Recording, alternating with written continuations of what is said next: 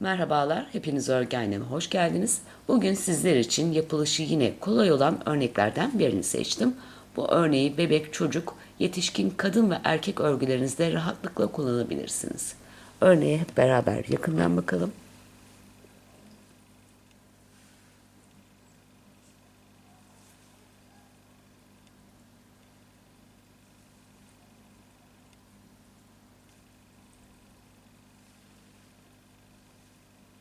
Örneğin arka yüzünün görünüşü de bu şekilde.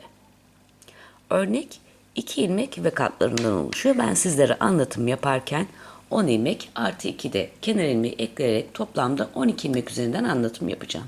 Dilerseniz hep birlikte yapılışına geçelim. Örneğin ilk sırasında kenar ilmeğinden sonra bir ters, bir düz örerek örneği kuruyoruz. Bir ters, bir düz. Bir ters, bir düz. Sıra sonuna kadar bir ters, bir düz örüyoruz.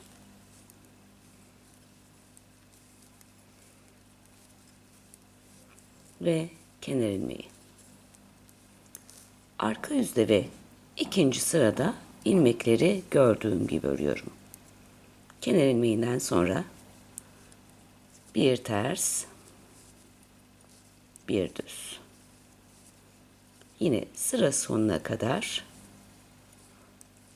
bir ters, bir düz örüyorum.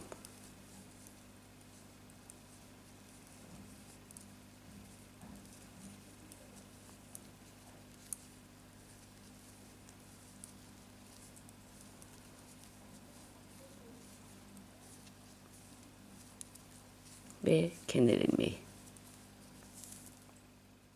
Ön yüzde ve üçüncü sırada düz ilmeklerle ters ilmeklerin yerlerini değiştireceğiz. Kenar ilmeğinden sonra öndeki ters ilmeği atlıyorum. Arkadaki düz ilmeği sağ şişe, öndeki ters ilmeği de sol şişe alıp yerlerini değiştiriyorum. Düz ilmeği sağa doğru, ters ilmeği de sola doğru. İlmeği sol şişime takıp bu iki ilmeği düz olarak örüyorum.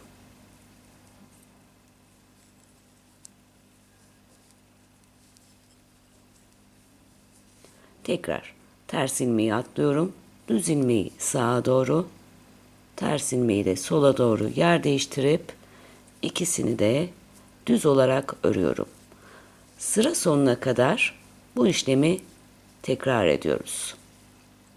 Ters ilmeği atladım, düz ilmeği sağa aldım, ters ilmeği de sola doğru ve ikisini de düz olarak örüyorum.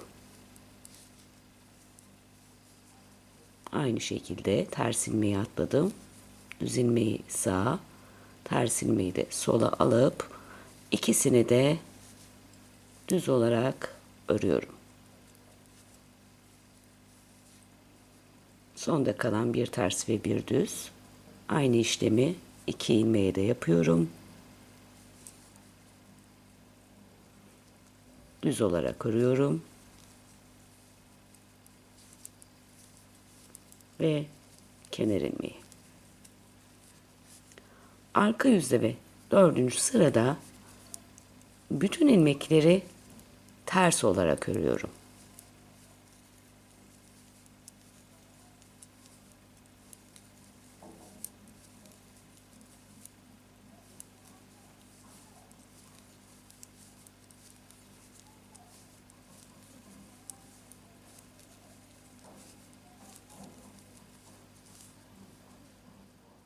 Ön yüze ve beşinci sıraya geldik. Bu sıramızda kenar ilmeğinden sonra düz ilmeği düz olarak örüyorum.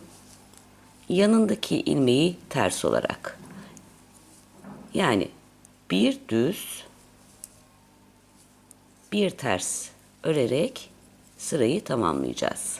Yine bir düz, bir ters, bir düz, bir ters, sonda kalan bir düz, bir ters ve kenar ilmeği.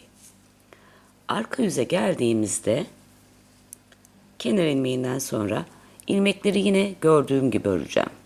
Düz gördüğüm ilmeği düz, ters gördüğüm ilmeği ters. Bir düz, bir ters. Yine sıra sonuna kadar bir düz, bir ters örüyorum.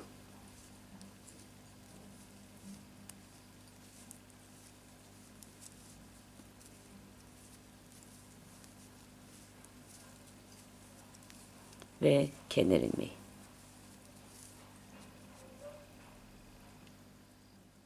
Ön yüze ve 7. sıraya geldiğimde ilmeklerimi bu sefer sola doğru yer değiştireceğim.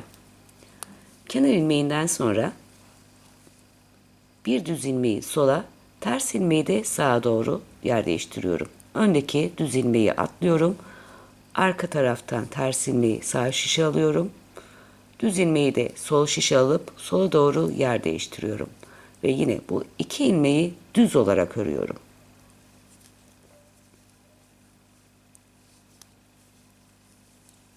Yine aynı şekilde düz ilmeği atladım. Ters ilmekle düz ilmeğin yerini değiştiriyorum. Ve ikisini de düz olarak örüyorum. Düz ilmeği atlıyorum. Arka taraftan ters ilmeği sağ şişe alıyorum. Ön taraftan da düz ilmeği sol şişe, sola doğru yer değiştirip her iki ilmeği düz olarak örüyorum. Sıra sonuna kadar yine aynı işlemi tekrar ediyoruz. İki ilmeğin yerine sola doğru yer değiştirdim ve ikisini de düz olarak örüyorum. Sonda kalan bir düz ve bir ters. Ters ilmeği sağ şişe aldım. Düz ilmeği sol şişe alarak yerlerini değiştirdim ve düz olarak örüyorum. Ve kenar ilmeği. Arka yüze ve 8. sıraya geldiğimde bütün ilmekleri ters olarak örüyorum.